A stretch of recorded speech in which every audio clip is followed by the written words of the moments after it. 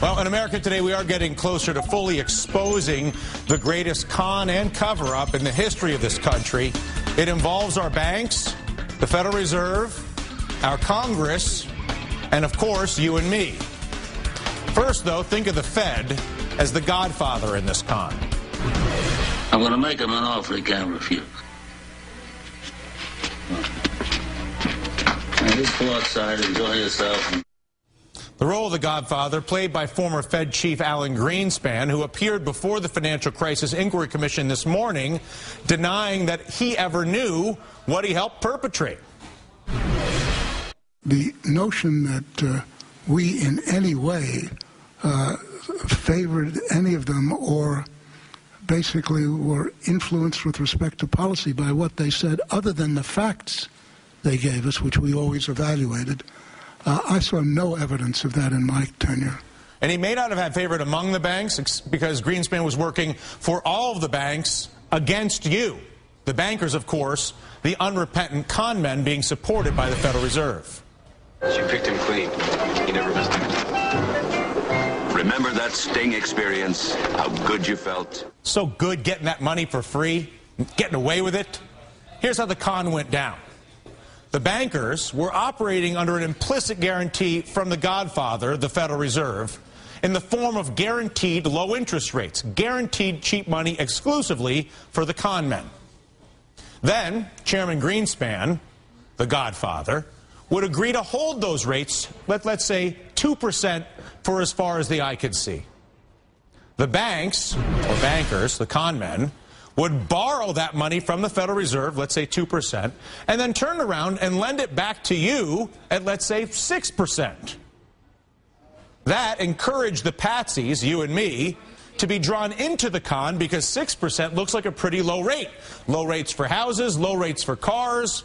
Heck, you can join a health club, make that on payments, they'll turn that into bonds, and of course, promises of a higher than average return for those managing teachers and policemen's and judges' pension funds that are buying into the con as well.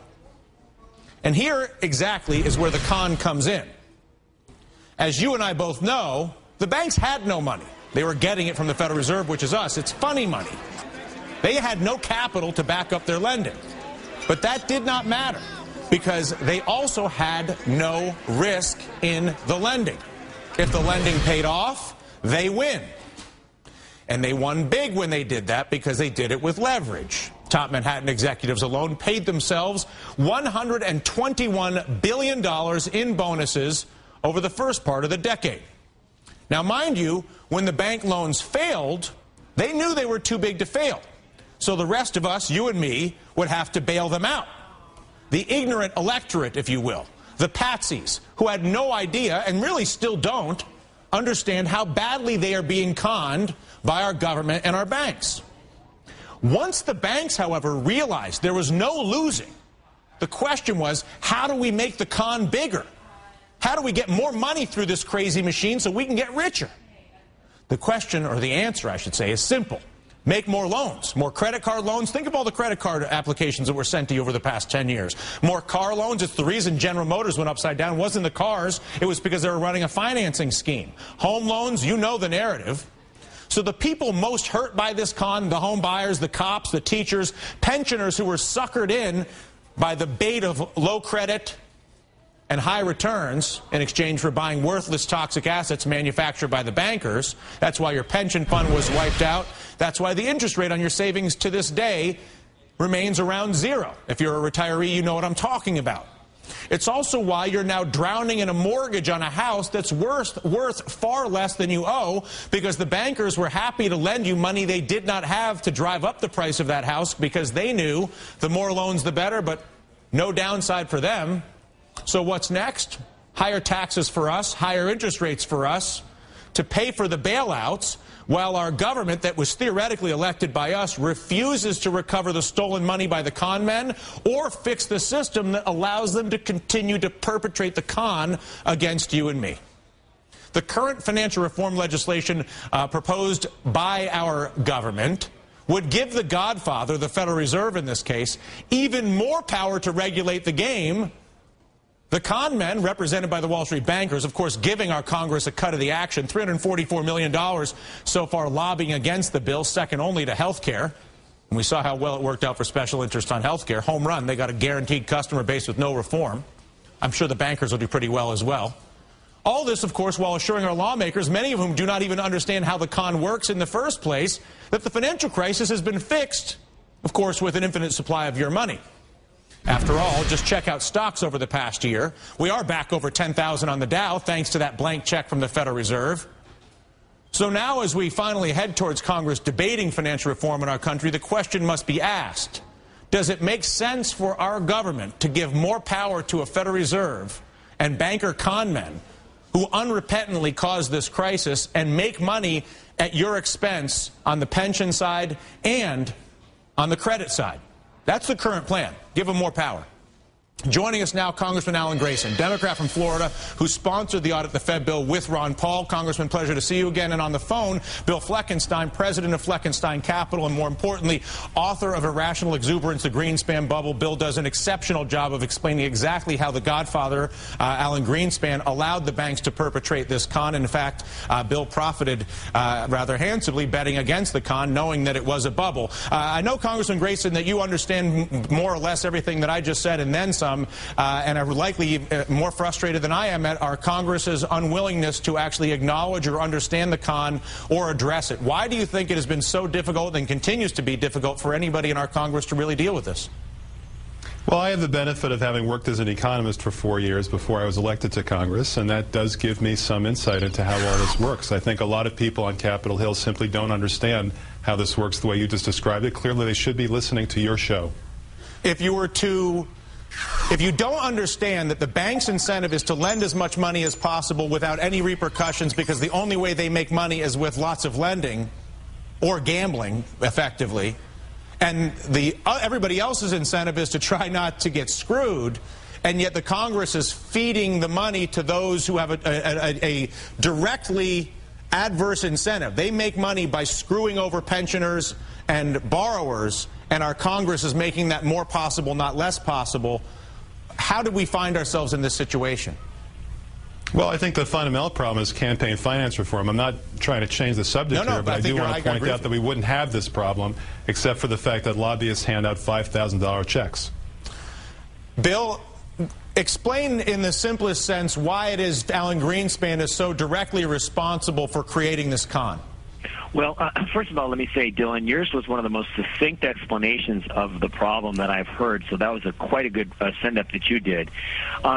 Because Greenspan is ultimately responsible because he was the one who put rates at a level that was too low and then refused in the face of all evidence to do anything to try to retard the potential for an asset bubble. He was in denial about the equity bubble and then turned around and created the the credit/housing bubble, and to this day refuses to accept any responsibility for it. When prices are held at an artificially too low of level by putting too much money in the system, that money seeks its way out into other places, and if you and it will end up creating a bubble. And the more leverage used in the bubble, the more dangerous it becomes.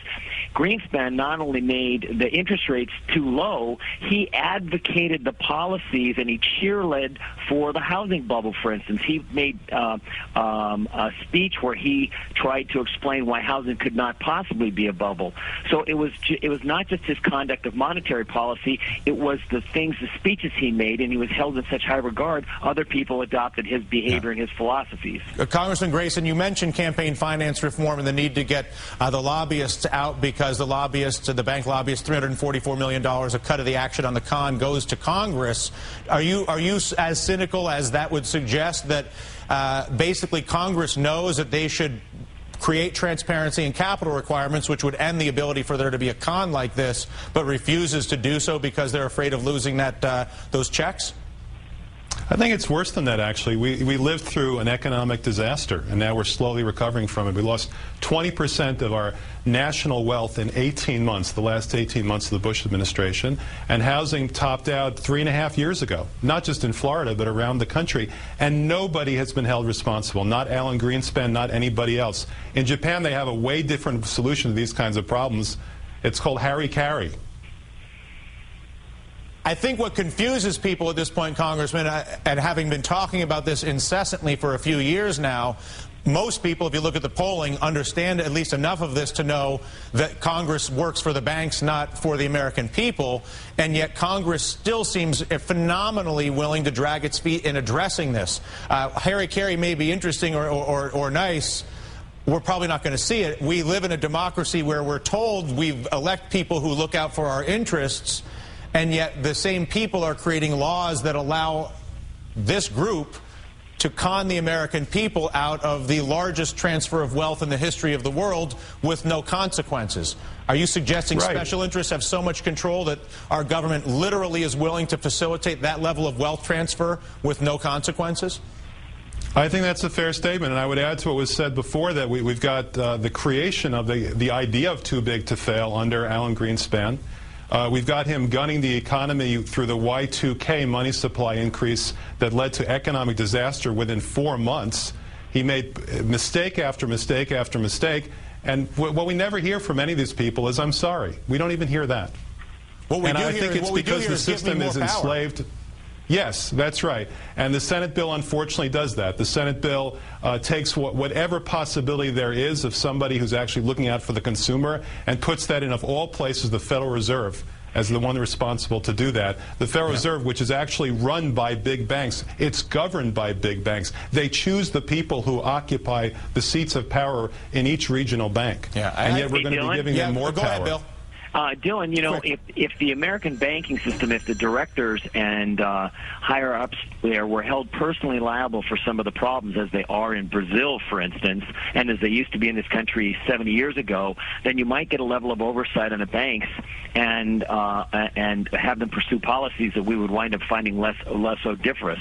It's not that difficult. You just have to make the guys in charge personally liable for some of the problems, and some of this behavior would go away. Any chance of that, Congressman? Yes, in fact, we're working on a bill to do exactly that, and we've examined what happens in other countries when they make the kinds of mistakes we've seen the last few years in America. And it's not a pretty picture for the people in charge, either in Wall Street or in the Capitol.